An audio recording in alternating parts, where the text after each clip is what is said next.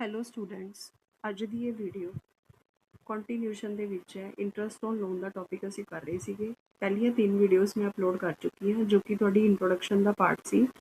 ਔਰ next question ਅਸੀਂ ਅੱਜ ਕਰਨ ਜਾ ਰਹੇ ਹਾਂ। ਜੇ ਤੁਸੀਂ ਪਹਿਲੀ ਵਾਰੀ ਇਸ ਚੈਨਲ ਤੇ ਆਏ ਹੋ ਤਾਂ ਪਹਿਲੀ 3 ਵੀਡੀਓ ਨੂੰ ਦੇਖ ਲਓ ਤਾਂ ਕਿ ਤੁਹਾਨੂੰ ਪੂਰਾ ਕਨਸੈਪਟ ਜਿਹੜਾ ਉਹ ਕਲੀਅਰ ਹੋ ਜਾਏ। ਨਾਓ ਕੁਐਸਚਨ ਨੰਬਰ 10 ਅਸੀਂ ਅੱਜ ਕਰਨਾ ਹੈ। Rajan and Sunil are partners in a chemist shop in 3:1 ratio. Rajan gave a loan of rupees 2 lakh to the firm on 1 April 2018, which the firm returned on 31st December. देखो बेटा, साल अगर 1 अप्रैल ਨੂੰ ਸ਼ੁਰੂ ਹੋ ਰਿਹਾ 31 ਦਸੰਬਰ ਨੂੰ ਤੱਕ ਦਾ ਟਾਈਮ ਪੀਰੀਅਡ ਹੈ ਰਿਟਰਨ ਕਰਨ ਦਾ। ਇਟ ਮੀਨਸ ਕਿ ਇੰਨੇ time period the he interest on loan ਜਿਹੜਾ ਹੋ ਜਾਏ। ਠੀਕ ਹੈ, ਅਸੀਂ ਕਾਊਂਟ ਕਰ ਲੈਣਾ ਕਿ ਅਪ੍ਰੈਲ ਤੋਂ ਦਸੰਬਰ ਤੱਕ ਕਿੰਨੇ ਮੰਥਸ ਲੱਗ ਰਹੇ ਹੈ।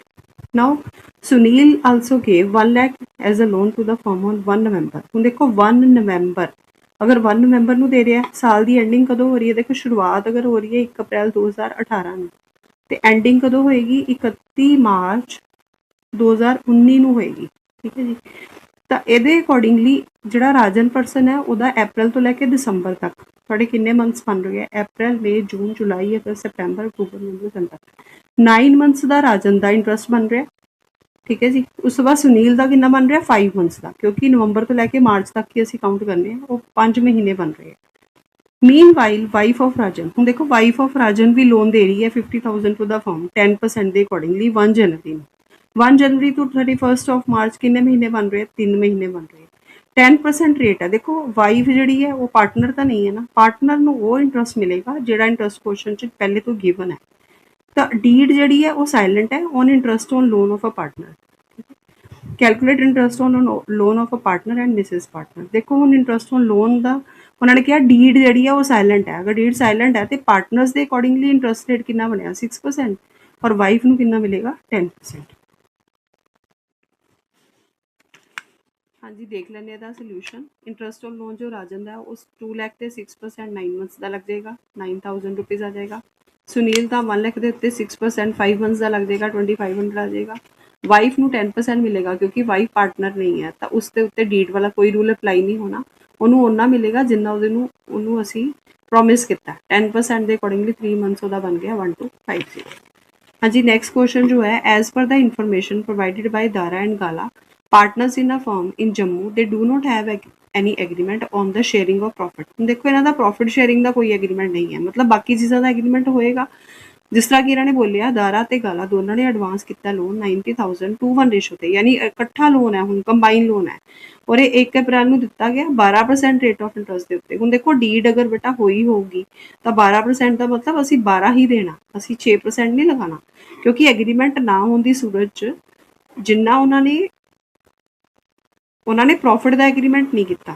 ਇਟ ਮੀਨਸ ਕਿ ਇਸ ਚੀਜ਼ ਦਾ ਐਗਰੀਮੈਂਟ ਤਾਂ ਉਹਨਾਂ ਨੇ ਕੀਤਾ ਨਾ ਇੰਟਰਸਟ ਔਨ ਲੋਨ ਦਾ, ਤਾਂ ਉਸ ਨੂੰ ਆਪਾਂ 12% ਹੀ ਦੇਣਾ। ਹਾਊਐਵਰ ਔਨ 1 ਜਨਵਰੀ 2019 ਦਾਰਾ ਗੇ ਫਰਦਰ ਲੋਨ, ਯਾਨੀ ਦਾਰਾ ਜੋ ਪਰਸਨ ਹੈ ਨਾ ਉਹਦੇ 2 ਲੋਨਸ ਹੋ ਗਏ। ਇੱਕ ਤਾਂ 90,000 ਚ ਉਹਦਾ 2/3 ਪੋਰਸ਼ਨ ਹੋ ਗਿਆ ਔਰ ਦੂਸਰਾ ਉਹਦਾ ਹੋ ਗਿਆ 50,000 ਜਿਹੜਾ ਕਿ ਉਹਨੇ 1 ਜਨਵਰੀ ਨੂੰ ਦਿੱਤਾ। ਇਹਦਾ ਸੋਲਿਊਸ਼ਨ ਦੇਖ ਲੈਂਦੇ ਆ ਕਿਸ ਤਰ੍ਹਾਂ ਹੋਏਗਾ। ਹਾਂਜੀ, ਦਾਰਾ ਐਂਡ ਗਾਲਾ ਜੋ ਹੈ ਉਹਨਾਂ ਦੋਨਾਂ ਨੇ ਜੁਆਇੰਟ ਲੋਨ ਪ੍ਰੋਵਾਈਡ ਕੀਤਾ। ਠੀਕ ਹੈ, ਫਰਮ ਨੂੰ 90,000। ਪਹਿਲੇ ਤਾਂ ਆਪਾਂ ਇਹਨਾਂ ਦਾ ਸ਼ੇਅਰ ਦੇਖ ਲੈਂਦੇ ਹਾਂ। 2:1 ਰੇਸ਼ੋ ਦੇ ਅਕੋਰਡਿੰਗਲੀ ਦਾਰਾ ਦਾ ਸ਼ੇਅਰ ਜੋ ਬਣਦਾ ਹੈ ਉਹ 2/3 ਔਰ ਗਾਲਾ ਦਾ ਬਣਦਾ 1/3। 60 ਤੇ 30,000 ਹੋ ਗਿਆ। ਨਾਓ ਦਾਰਾ ਦਾ ਰੇਟ ਆਫ ਇੰਟਰਸਟ ਕਿੱਦਾਂ ਲੱਗੇਗਾ? 60,000 ਤੇ 12%। ਮੰਥਸ ਕੋਈ ਨਹੀਂ ਲੱਗਣੇ ਬਿਕੋਜ਼ ਉਹ 1 ਜਿਹੜਾ ਅਪ੍ਰੈਲ ਨੂੰ ਲੋਨ ਦੇ ਰਹੇ ਆ। 1 ਅਪ੍ਰੈਲ ਨੂੰ ਜਿਹੜੀ ਉਹਨਾਂ ਦੀ ਅਮਾਊਂਟ ਇਹ ਵਾਲੀ ਗਿਵਨ ਹੈ, ਕਿਉਂਕਿ ਉਹਨਾਂ ਨੇ ਸੈਕਿੰਡ ਲੋਨ ਦਾਰਾ ਨੇ ਤਾਂ ਦਿੱਤਾ 1 ਜਨਵਰੀ ਨੂੰ। ਠੀਕ ਹੈ, 1 ਜਨਵਰੀ ਨੂੰ ਸੈਕਿੰਡ ਦਿੱਤਾ, ਤਾਂ ਉਹਦੇ ਤੇ ਆਪਾਂ ਮੰਥਸ ਲਗਾ ਲਾਂਗੇ।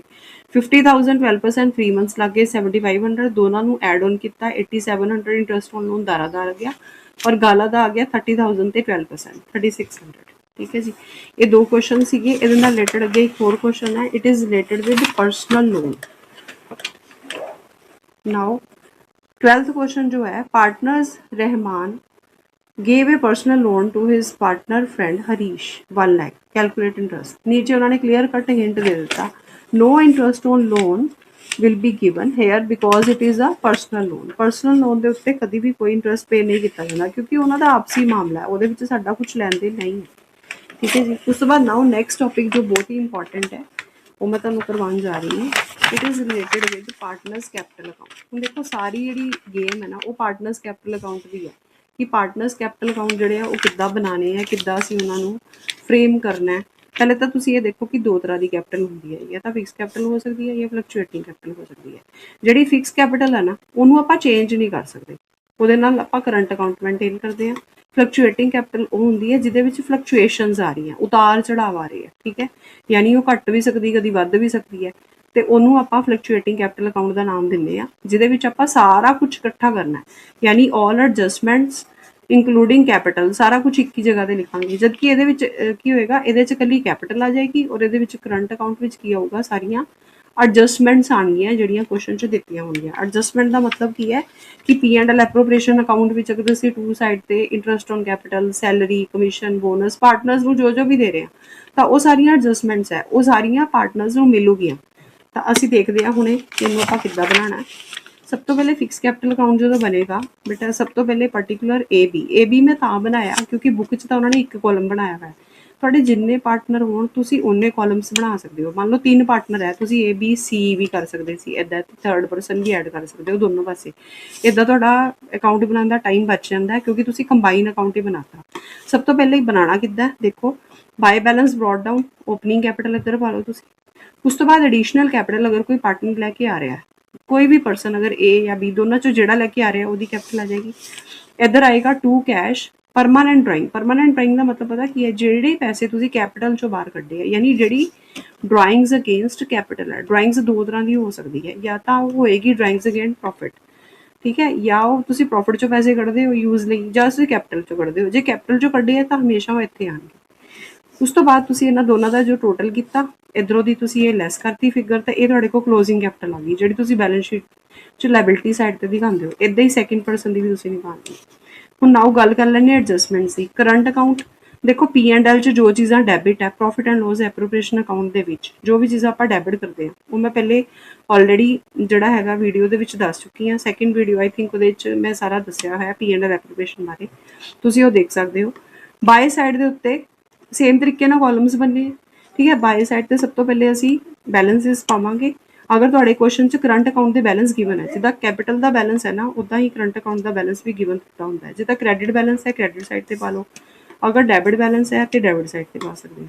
ਬਾਏ ਸਾਈਡ ਦੇ ਉੱਤੇ ਸੈਲਰੀ ਪਾਵਾਂਗੇ A ਔਰ B, ਬਾਏ ਸਾਈਡ ਤੇ ਪਾਵਾਂਗੇ interest on capital, by side ਤੇ ਪਾਵਾਂਗੇ profit and loss appropriation account, by side ਤੇ ਪਾਵਾਂਗੇ ਕਮਿਸ਼ਨ, ਬਾਏ ਸਾਈਡ ਤੇ ਬੋਨਸ। ਇਹ ਸਭ ਉਹ ਚੀਜ਼ਾਂ ਜਿਹੜੀਆਂ ਕਿ profit and loss appropriation account ਦੇ ਵਿੱਚ ਅਸੀਂ ਟੂ ਸਾਈਡ ਦੇ ਉੱਤੇ ਪਾਈਆਂ। ਉਹਨਾਂ ਦਾ ਐਕਸਪੈਂਸ ਸੀਗਾ ਫਰਮ ਦਾ, ਔਰ ਇਹ ਪਾਰਟਨਰਸ ਨੂੰ ਕੀ ਹੈ, ਮਿਲ ਰਹੀ ਹੈ, ਯਾਨੀ ਪਾਰਟਨਰਸ ਦੇ ਅਕਾਊਂਟ 'ਚ ਜੋ ਚੀਜ਼ ਮਿਲਣੀ ਹੈ ਉਹ ਪਲੱਸ ਹੋਏਗੀ, ਔਰ ਜਿਹੜੀ ਚੀਜ਼ ਅਸੀਂ ਉਹ ਤੋਂ ਲੈਣੀ ਹੈ ਜਾਂ ਘੱਟ ਰਹੀ ਹੈ ਜਿਹਦੇ ਨਾਲ ਅਕਾਊਂਟ, ਉਹ ਮਾਈਨਸ ਹੋਏਗੀ ਟੂ ਸਾਈਡ ਤੇ, ਠੀਕ ਹੈ। ਟੂ ਸਾਈਡ ਦੇ ਉੱਤੇ ਆਪਾਂ ਅਗਰ ਬੈਲੈਂਸ ਇਹ ਦੇਖੋ A ਵਾਲਾ ਬੈਲੈਂਸ ਜਾਂ A, ਇਹਨਾਂ ਦੋਨਾਂ 'ਚੋਂ ਇੱਕ ਹੀ ਬੈਲੈਂਸ ਹੋਏਗਾ, ਜਾਂ ਤਾਂ ਕ੍ਰੈਡਿਟ ਹੋਏਗਾ ਜਾਂ ਡੈਬਿਟ ਹੋਏਗਾ। ਉਸ ਤੋਂ ਬਾਅਦ ਅਸੀਂ ਟੂ ਸਾਈਡ ਤੇ ਡਰਾਇੰਗ ਪਾ ਲੈਣੀ ਹੈ, ਟੂ ਸਾਈਡ ਤੇ ਇੰਟਰਸਟ ਔਨ ਡਰਾਇੰਗ ਪਾ ਲੈਣਾ, ਟੂ ਸਾਈਡ ਤੇ ਅਸੀਂ ਲੋਸ ਪਾ ਲੈਣਾ। ਇੱਧਰੋਂ ਟੋਟਲ ਕਰਾਂਗੇ ਮਾਈਨਸ ਕਰਾਂਗੇ ਤੇ ਸਾਡੇ ਕੋਲ ਇੱਥੇ ਕ੍ਰੈਡਿਟ ਬੈਲੈਂਸ ਆ ਜਾਏਗਾ। ਦੇਖੋ ਇਹ ਡੈਬਿਟ ਸਾਈਡ ਹੈ, ਡੈਬਿਟ ਸਾਈਡ ਤੇ ਕ੍ਰੈਡਿਟ ਬੈਲੈਂਸ ਆਉਂਦਾ ਹੈ, ਔਰ ਕ੍ਰੈਡਿਟ ਸਾਈਡ ਤੇ ਹਮੇਸ਼ਾ ਕਿਹੜਾ ਬੈਲੈਂਸ ਆਏਗਾ, ਡੈਬਿਟ। ਇਹ ਚੀਜ਼ ਤੁਸੀਂ ਯਾਦ ਰੱਖਣੀ ਹੈ। ਨਾਓ ਇਹ ਦੋਨੋਂ ਪਾਰਟਸ ਜਿਹੜੇ ਹੈ ਉਹ ਫਿਕਸ ਕੈਪੀਟਲ ਦੇ ਸੀਗੇ। ਨਾਓ ਫਲਕਚੁਏਟਿੰਗ ਕੈਪੀਟਲ ਦੀ ਗੱਲ ਕਰ ਲੈਂਦੇ ਹਾਂ। ਫਲਕਚੁਏਟਿੰਗ ਕੈਪੀਟਲ ਵਿੱਚ ਆਪਾਂ ਕੀ ਕਰਨਾ ਹੈ, ਇਹ ਦੋਨੋਂ ਚੀਜ਼ਾਂ ਨੂੰ ਆਪਾਂ ਕੰਬਾਈਨ ਕਰ ਦੇਣਾ। ਜਿਸ ਤਰ੍ਹਾਂ ਸਭ ਤੋਂ ਪਹਿਲੇ ਅਸੀਂ ਓਪਨਿੰਗ ਕੈਪੀਟਲ ਜਿਹੜੀ ਇੱਥੋਂ ਚੁੱਕ ਲਈ ਉਹ ਪਾ ਲਈ, ਐਡੀਸ਼ਨਲ ਕੈਪੀਟਲ ਹੈ ਉਹ ਪਾ ਲਈ। ਇਹ ਸਭ ਚੀਜ਼ਾਂ ਹੁਣ ਇੱਥੇ ਕਰੰਟ ਅਕਾਊਂਟ ਆਪਾਂ ਛੱਡ ਦਾਂਗੇ ਕਿਉਂਕਿ ਕਰੰਟ ਅਕਾਊਂਟ ਦਾ ਕੋਈ ਲੈਣ ਦੇਣ ਨਹੀਂ ਹੈ ਫਲਕਚੁਏਟਿੰਗ ਕੈਪੀਟਲ ਨਾਲ, ਤੇ ਅਸੀਂ ਇਹ ਸਾਰੀਆਂ ਆਈਟਮਸ ਇੱਧਰ ਪਾਤੀਆਂ, ਠੀਕ ਹੈ ਜੀ। ਉਸ ਤੋਂ ਬਾਅਦ ਟੂ ਸਾਈਡ ਤੇ ਵੀ ਸੇਮ ਕਰਾਂਗੇ। ਜਿਹੜੀ ਡਰਾਇੰਗ ਹੈ ਸਾਡੀ, ਚਾਹੇ ਉਹ ਡਰਾਇੰਗ ਅਗੇਂਸਟ ਕੈਪੀਟਲ ਹੈ ਚਾਹੇ ਉਹ ਡਰਾਇੰਗਸ ਅਗੇਂਸਟ ਪ੍ਰੋਫਿਟ ਹੈ, ਦੋਨੋਂ ਤਰ੍ਹਾਂ ਜਿਹੜਾ ਡਰਾਇੰਗ ਇੱਧਰ ਆ ਜਾਣਗੀਆਂ। ਇੰਟਰਸਟ ਔਨ ਡਰਾਇੰਗ ਆ ਜਾਏਗਾ ਜਾਂ ਕੋਈ ਲੋਸ ਆ ਜਾਣਗੇ। ਉਸ ਤੋਂ ਬਾਅਦ A ਦਾ ਕਾਲਮ ਟੋਟਲ ਕਰਾਂਗੇ, ਡੈਬਿਟ ਸਾਈਡ ਤੇ ਬੈਲੈਂਸ ਆ ਜਾਏਗਾ ਕ੍ਰੈਡਿਟ, ਔਰ B ਦਾ ਵੀ ਸੇਮ ਤਰੀਕੇ ਨਾਲ। ਇੱਦਾਂ ਹੀ ਅਗਰ ਦੋ ਤੋਂ ਜ਼ਿਆਦਾ ਪਾਰਟਨਰ ਹੋਣ ਸੇਮ ਤਰੀਕੇ ਨਾਲ ਅਸੀਂ